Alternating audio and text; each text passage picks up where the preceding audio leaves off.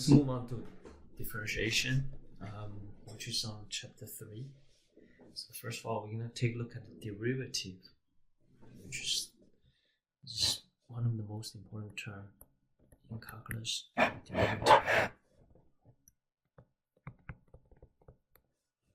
and tangent line.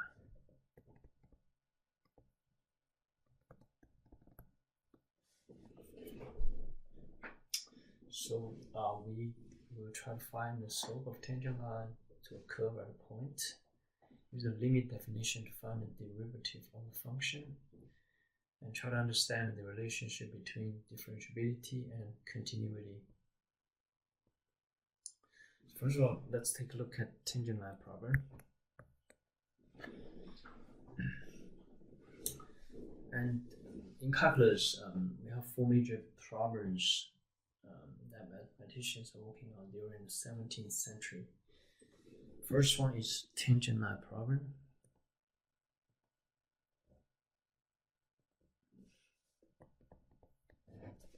Second one is velocity and acceleration problem. The third one is the minimum maximum problem. And the last one is the area problem. I'm going to get to each one of them in the later sections. And each problem involves the notion of a limit, which we already learned. And calculus could be introduced with any of the 4 problems. So first of all, let's take a look at the tangent line problem.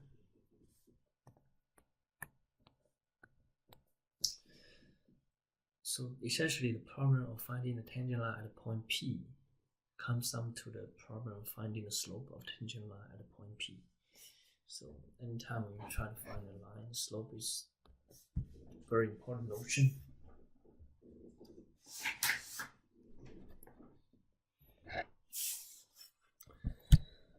So basically, we approximate the slope using the secant line. So this is our point C. And we find a point which is kind of close to point C, right, with the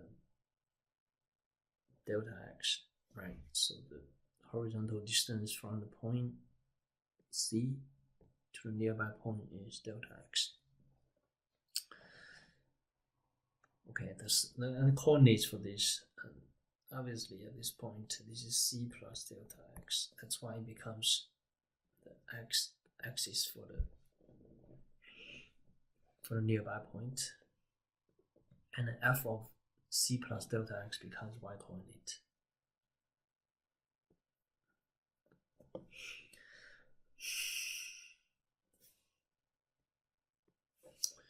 So in this case, then the slope could be estimated using vertical change over horizontal change.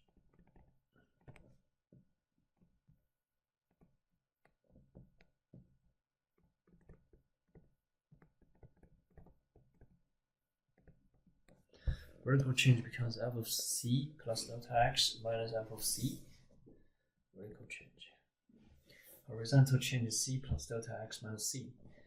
On your denominator, we cancel c here. That's why we end up with the slope of secant line becomes this, right? Slope of secant line equals fc plus delta x minus fc over delta x.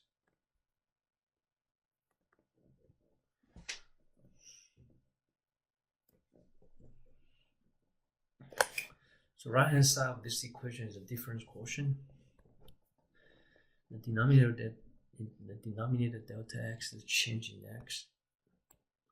The numerator delta y is the change in y, right? Which is f of c plus delta x minus f of c. So that leads us to a definition of tangent line with slope m. So if function f of x is defined on an open interval containing point C, and if the limit for delta y over delta x when delta x approaches 0 equals the limit when delta x approaches 0 for f of c plus delta x minus f of c over delta of x, and that's going to be, and this is the slope of tangent line. Okay. Then the line passing through C, f of C with the slope m is the tangent line to the graph of f at the point C, comma f of C. The slope of tangent line to the graph of f at the point C, comma f of C is also called slope of the graph of f at x equals C. So slope of tangent line equals to limit delta x approaches 0 for f of C plus delta x minus f of C over delta of x. And once C is given, right, given the point, then you'll be able to find the slope of the graph of f of x at that point. So this is exactly example I want to go over. Find the slope of the graph of f of x equals 2 times x minus 3 at a point 2, 1. If you draw this graph, 2x minus 3, so it's passing through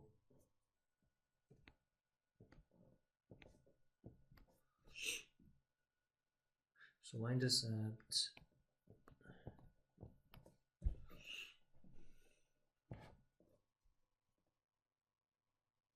x equals 0, x equals 0, y equals -3, so we have the first point 0, -3, second one y equals 0, x equals to 1.5, which is 3 over 2, and the point 0, 3 over 2, 0.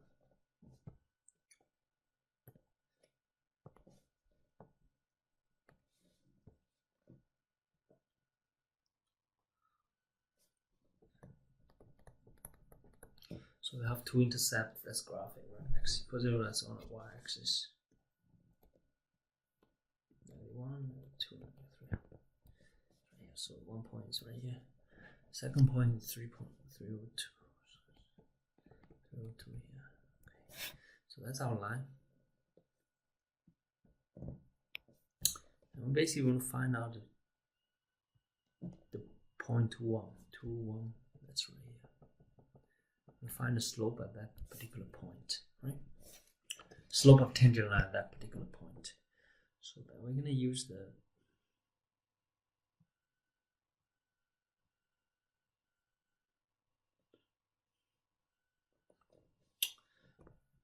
slope equal to slope of tangent line equals limit when delta x approaches 0 f of c plus delta x minus f of c over delta x. In this case, c equals to 2. So we have a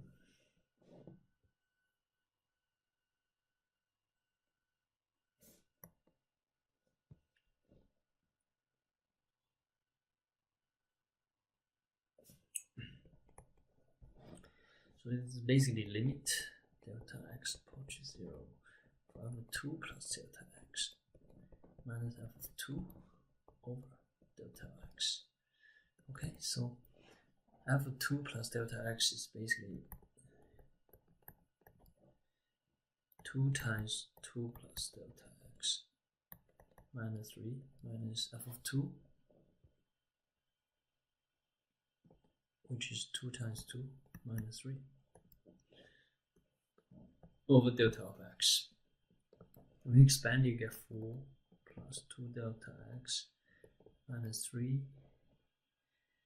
and minus 1. So eventually we end up with a cancel 4. 4 minus 3 minus 1 becomes 0. So we have limit delta x approaches 0 of 2 delta x over delta x. And that becomes 2. Cancel delta x becomes 2. And the limit of a constant is a constant, right? So the slope of tangent line at this point 2, 1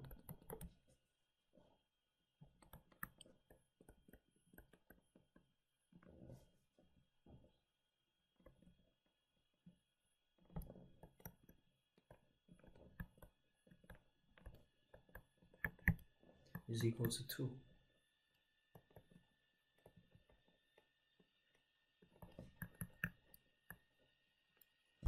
Okay, so that's a detailed solution.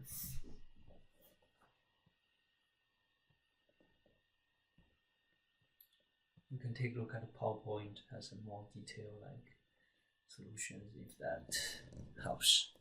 Okay. So slope function at 2, 1 is equal to 2. So definition of the tangent line to a curve does not cover the possibility of a vertical tangent line.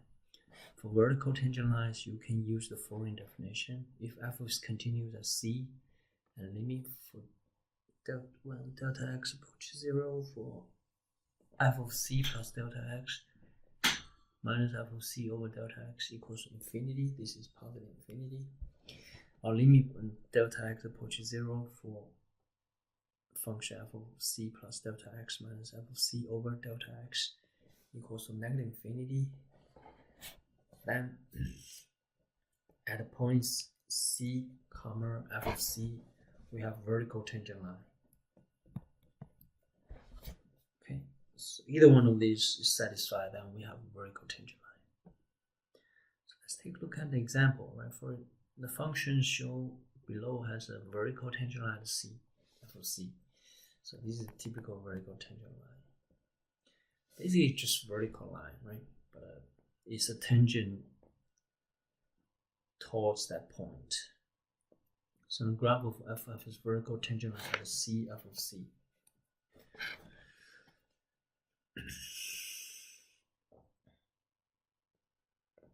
So if the domain of f is a closed interval, square brackets a comma b square brackets, you can extend the definition of the vertical tangent line to include the endpoints by considering continuity and limits from the right, x equals to a, on the left endpoint.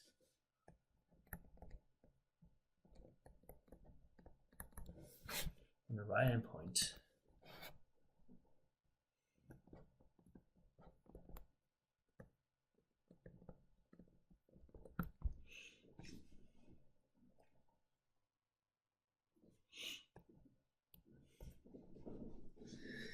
So you consider continuity and limits from the right for x equals a and from the left for x equals b. So let's take a look at the definition of derivative of a function. The limit used to define the slope of tangent line is also used to define one of the two fundamental operations of calculus, differentiation. A definition of the derivative of function. The derivative of f at x is given by is defined by limit, right? F prime of x. This prime of x represents the derivative of f of x. So f prime of x equals to limit when delta x approaches 0 for function f parenthesis x plus delta x parenthesis minus f of x over delta of x. Provided the limit exists for all x for which the limit exists, f prime is a function, f prime of x is a function of x. Okay.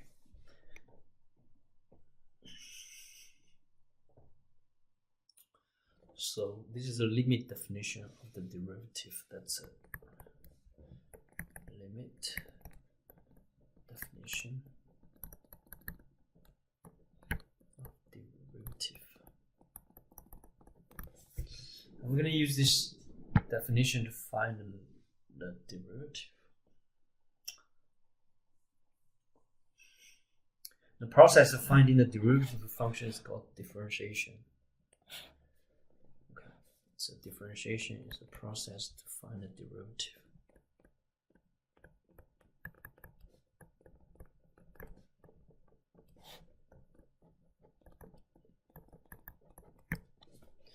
A function is differentiable at x if its derivative exists at x and it's differentiable on an open interval, parenthesis a comma b, if it is differentiable at every point in the interval.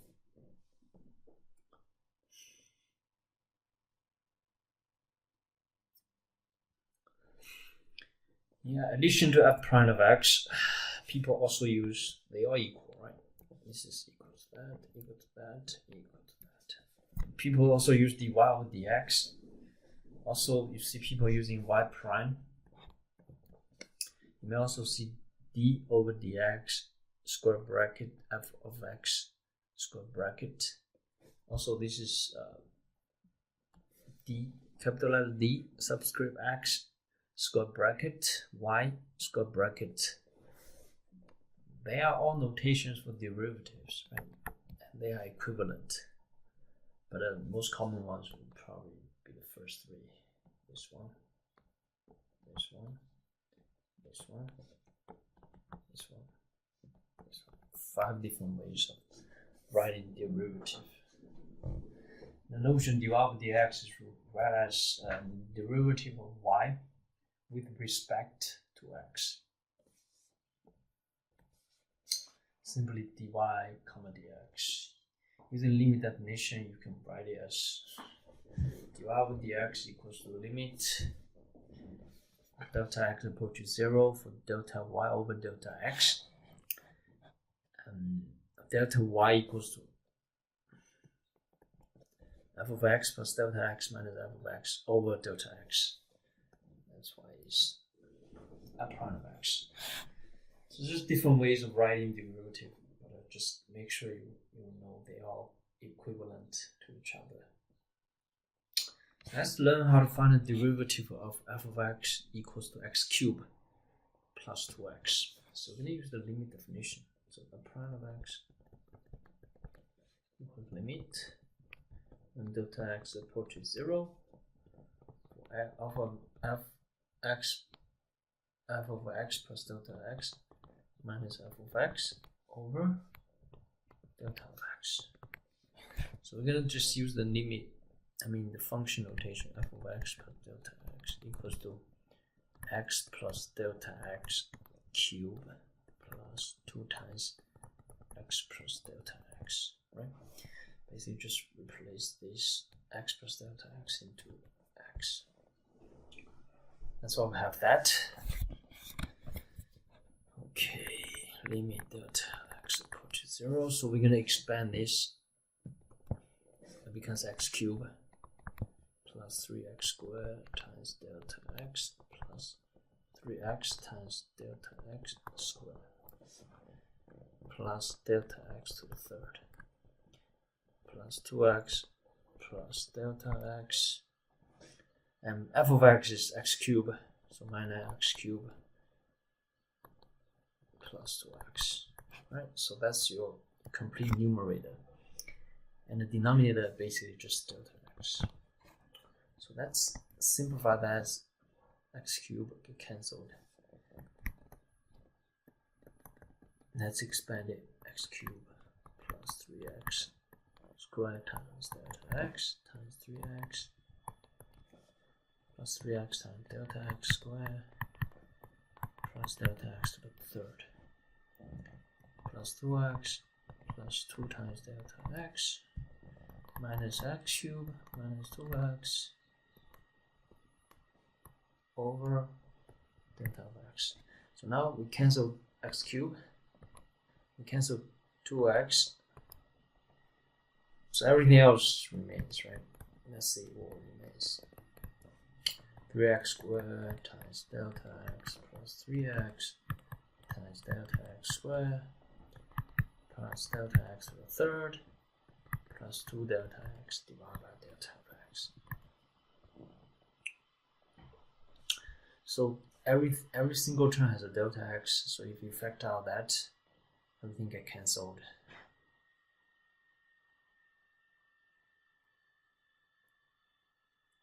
Okay, so we end up with dividing into each one of them. Times 3x squared plus 3x times delta x plus delta x squared plus 2. So now when delta x approaches 0, we replace delta x with 0. Replace delta x with 0. So we end up with limit delta x approaches 0, 3x squared plus 0 plus 0 plus 2. So limit delta x approaches 0, 3x plus 2. And with respect to delta x, x is a constant, right? So for any constant, the answer is 3x squared plus 2, right? So the derivative of f of x equals x cubed plus 2x is basically 3x squared plus 2.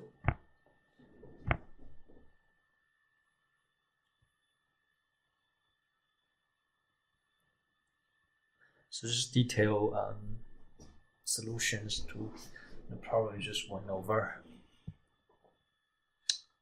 And next, let's take a look at the definition of differentiability and continuity. Differentiability meaning it's differentiable everywhere.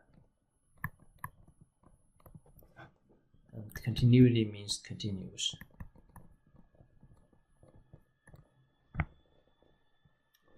Okay, so the following alternative limit form of the derivative is useful in finding a relationship between the differentiability and continuity. The derivative of f at c is f prime of c equals the limit when x approaches c. Numerator is f of x minus f of c over denominator of x minus c. And this is what they call alternative form of a derivative. Providing a limit exists, right? There always is an assumption. So when as x approaches c, the secant line approaches the tangent line. Okay, so it's meaning this point getting infinitely close to this point. Then eventually the secant line becomes tangent line, moving towards that. Okay.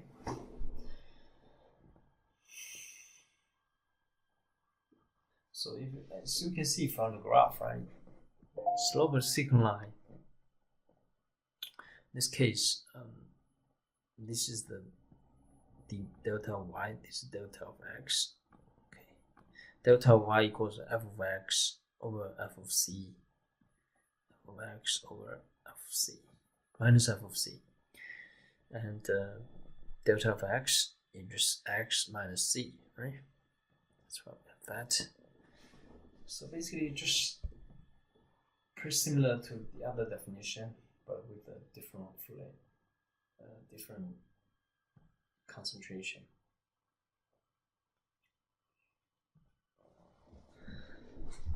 Note that the existence of limit in this alternative form requires that one-sided limit when x approaches c from the left. C is left. This is right.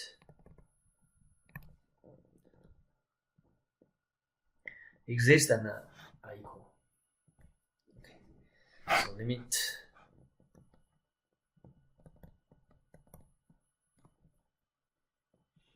x approaches c minus 4f of x minus f of c. X minus c must equal to limit when x approaches c from the right.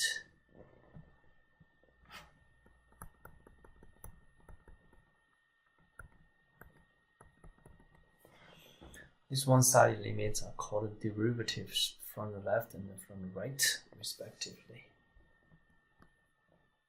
It follows that f is differentiable on a closed interval a square brackets a comma b square brackets if it is differentiable on ab, and the derivative from the right of a, the derivative from the left of the b both exist. If a function is not continuous at x equals c, it is also not differentiable at x equals c. So, not continuous, not differentiable.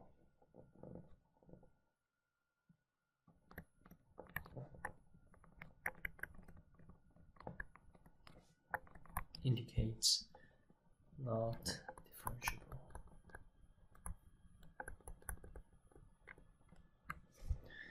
For instance, the greatest integer function is not continuous at x equals 0.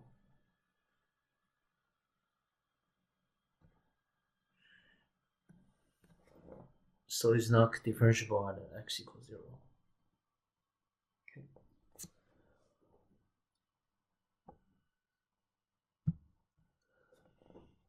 The function f of x equals the absolute value of x minus 2, shown in figure 2.12 below. It's continued at x equals 2. Right, it's continuous everywhere actually. However, it's not differentiable because the derivative from the left and derivative from the right are not equal to each other. So limit when x approaches 2 from the left for f of x plus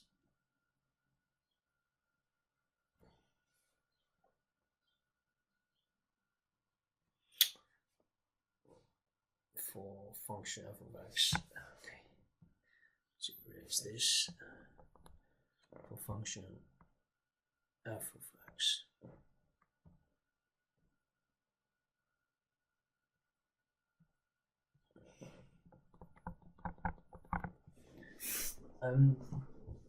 Approaches 2 from left, so this value must be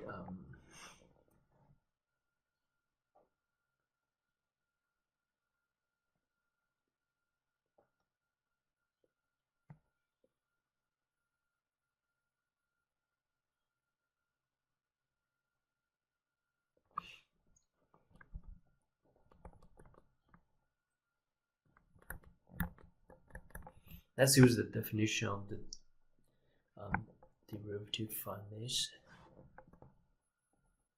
2 from left. So in this case, limit x approach 2. So this thing is negative, so we're going to put negative x minus 2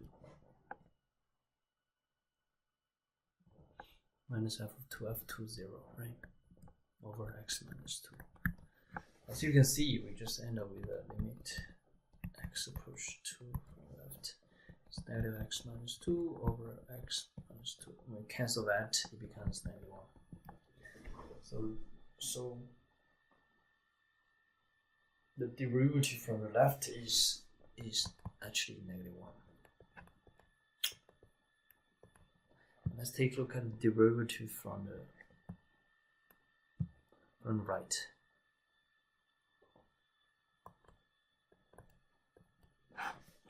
Right limit when x approaches 2 on the right.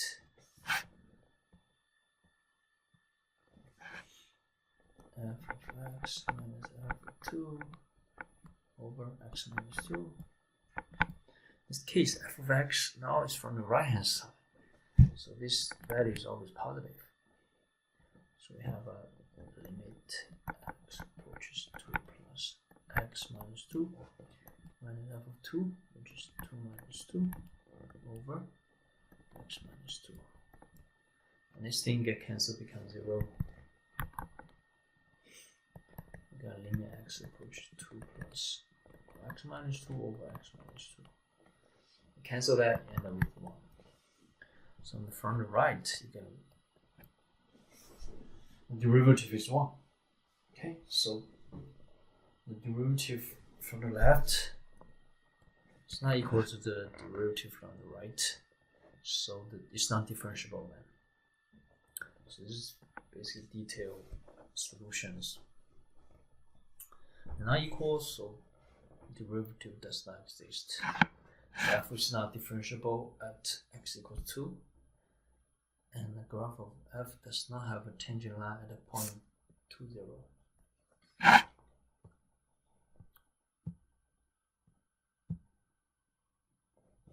At this point, no tangent line.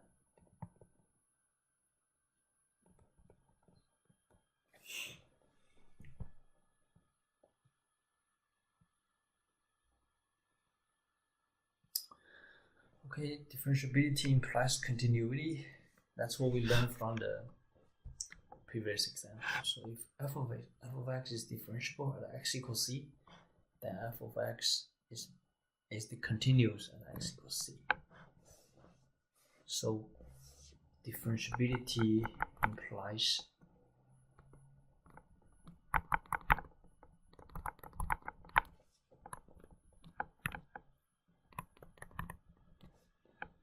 continuity, not the other way around, right? If function is continuous, it may not be differentiable. So the following statement summarizes the relationship between the continuity and differentiability. If a function f is differentiable at x equals c, then it's continuous at x equals c. So differentiability implies continuity. The second one, it is possible for a function to be continuous at x equals c and not be differentiable at x equals c. So continuity does not imply differentiability. This is exactly, it's continuous everywhere, right? But it's not differentiable at x equals 2. So differentiability implies continuity.